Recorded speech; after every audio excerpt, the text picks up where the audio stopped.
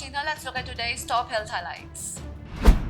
The World Health Organization on Wednesday warned that 4 contaminated and substandard cough syrups allegedly produced by Maiden Pharmaceuticals Limited based in Haryana, Sonipat, could be the reason for the deaths of at least 66 children in the Gambia.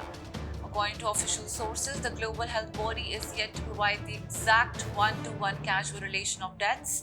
The United Nations Health Agency, however, has not yet shared details of labels and products with the Central Drug Standard Control Organization, which would enable it to confirm the identity and source of manufacturing of the products. Based on available information, the CDSU has already taken up an urgent investigation into the matter with the regulatory authorities in Haryana.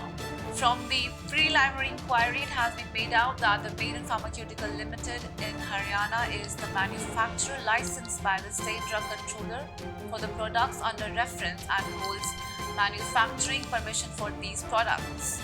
The company has manufactured and exported these products only to the Gambia so far, according to the sources.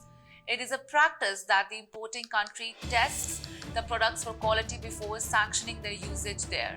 According to the tentative results received by the WHO, 4 out of the 23 samples tested have been found to contain either diethylene glycol or ethylene glycol. WHO has also informed India that it will share the certificate of analysis soon. That's all for today. Stay safe. Never miss a medical update from Medical Dialogues. Like, subscribe, and press the bell icon.